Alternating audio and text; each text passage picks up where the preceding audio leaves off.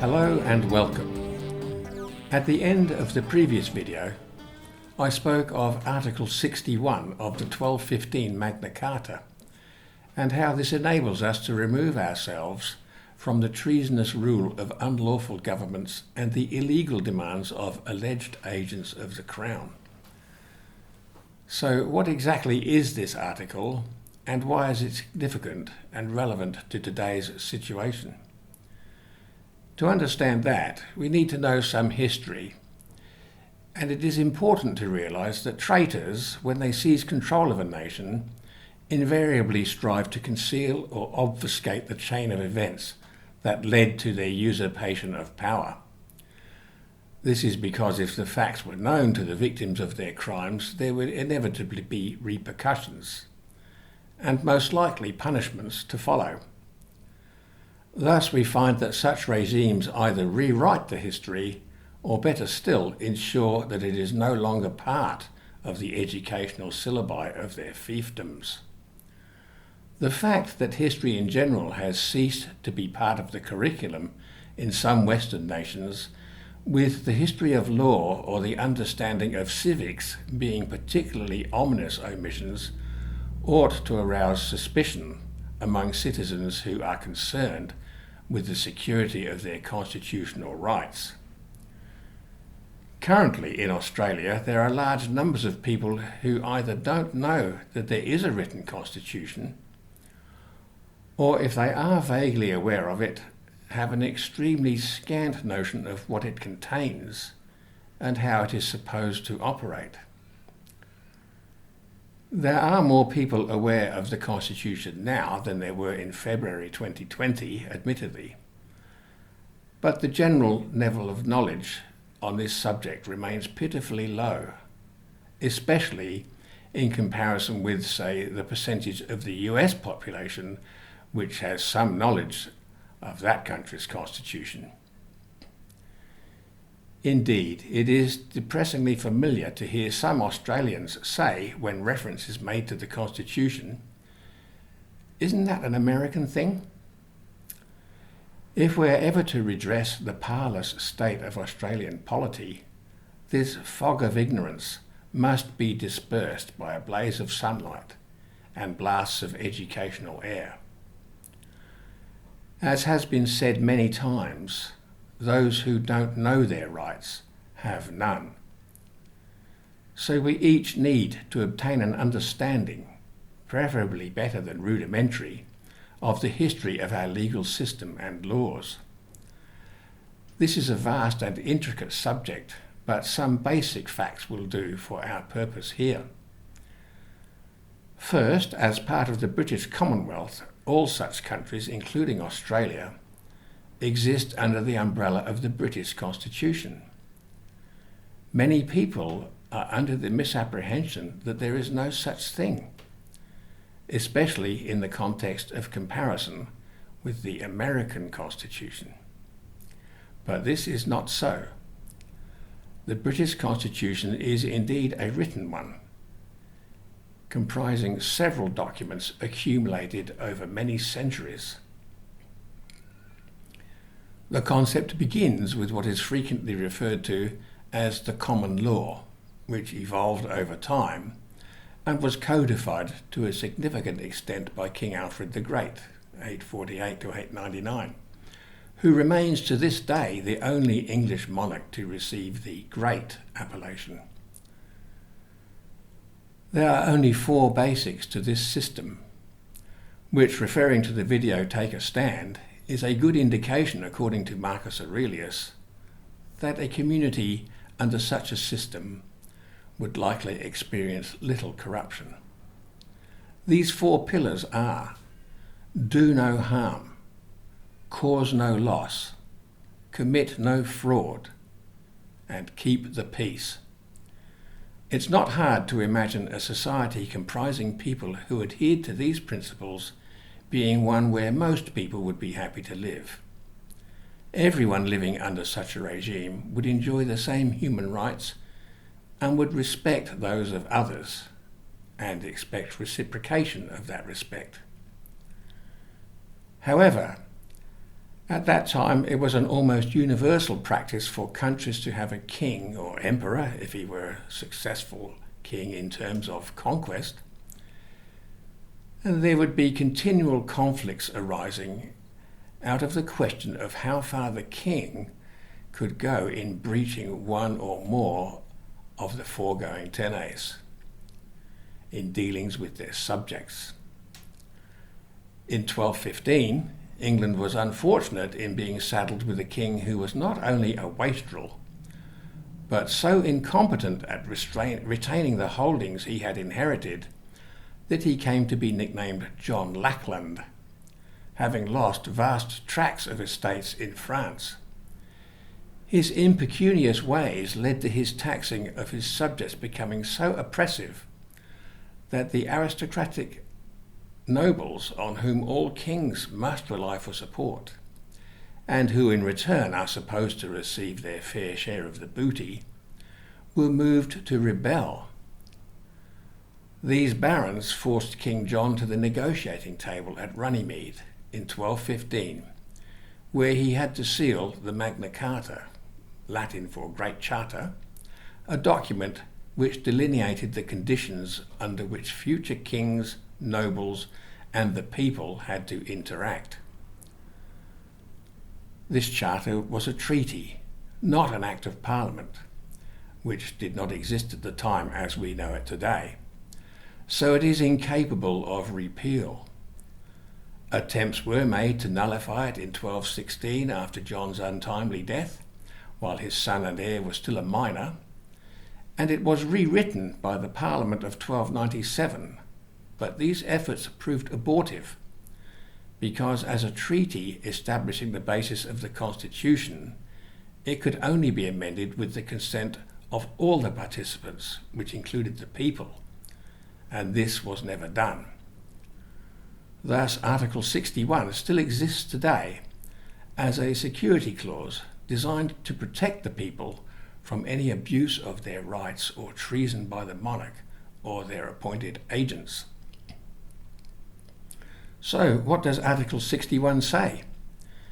It states, in essence, that as a security to ensure that the Crown abides by the agreement, the barons may select a committee of 25 of their number, 4 of whom may be chosen to bring before the Crown any serious breaches of the Charter.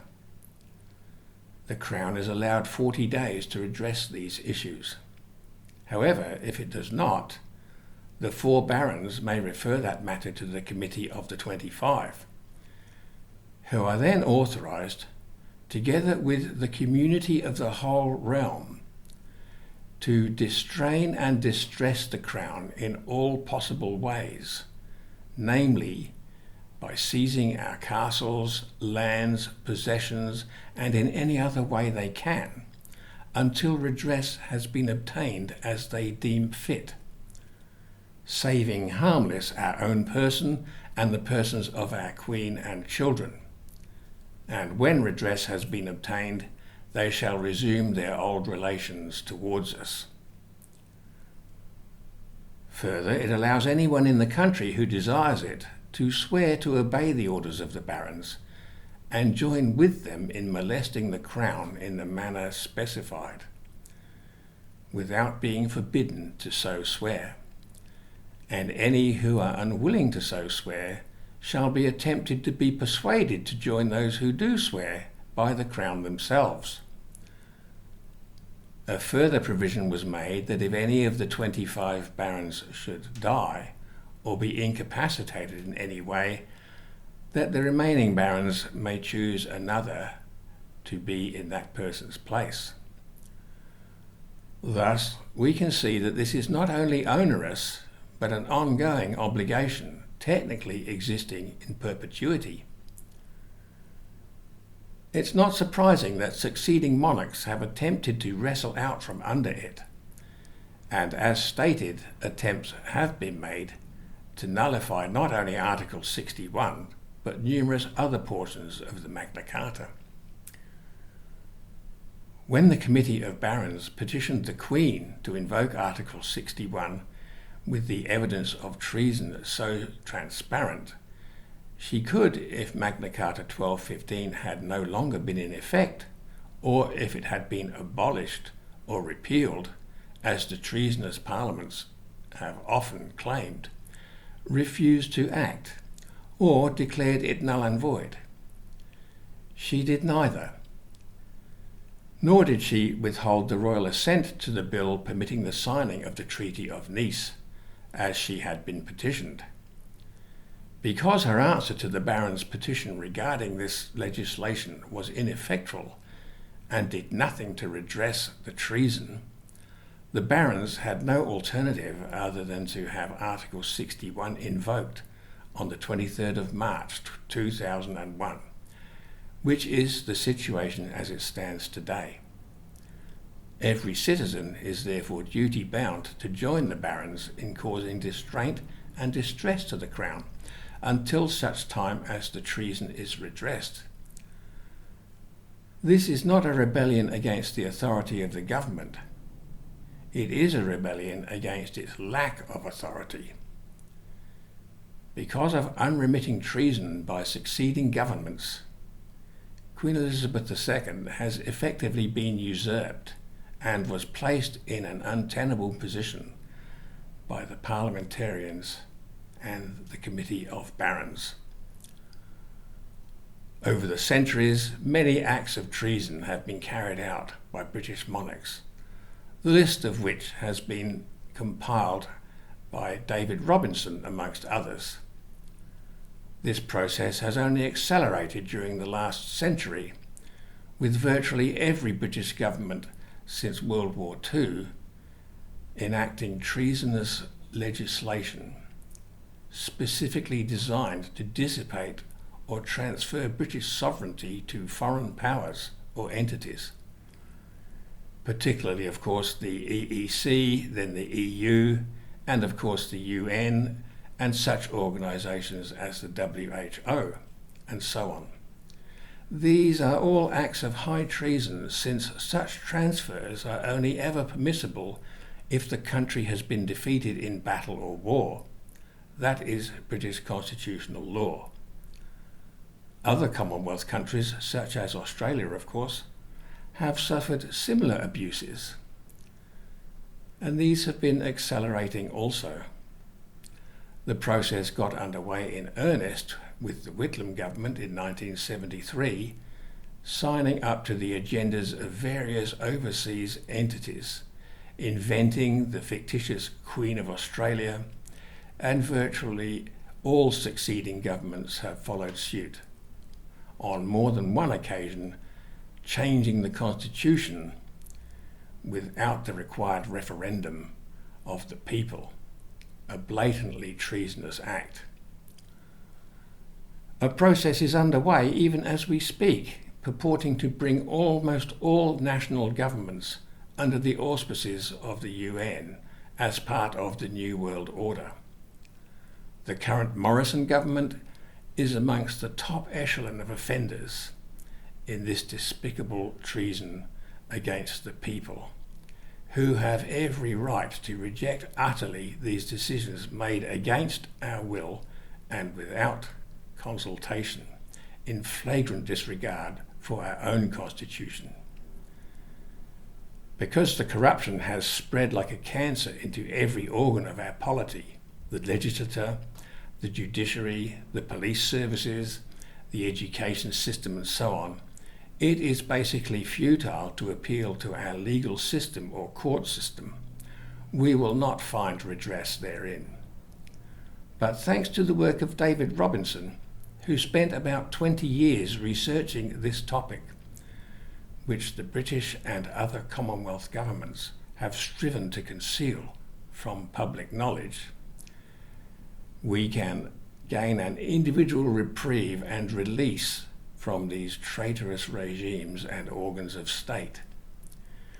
Details of how to do this are not the purpose of this talk. It is a process which requires skilled guidance, but which affords the sense of freedom and integrity which attends those who are prepared to stand for the right. David Robinson founded a group known as Practical Lawful Dissent, which operates today in many Commonwealth countries, including Australia. Robinson enjoyed unparalleled success in resisting and rebutting illegal or unlawful demands placed upon him and his associates by alleged agents of the Crown, without ever having to step into court. If you want to know more about how to do this, which now that you are aware of it is a lawful duty binding upon you if you are a Commonwealth citizen, contact the Practical Lawful Dissent group in your area and learn how to start dismantling these treasonous and illegitimate governments step by step, person by person. I enclose a link to the group, which operates out of Perth in Western Australia. Thank you.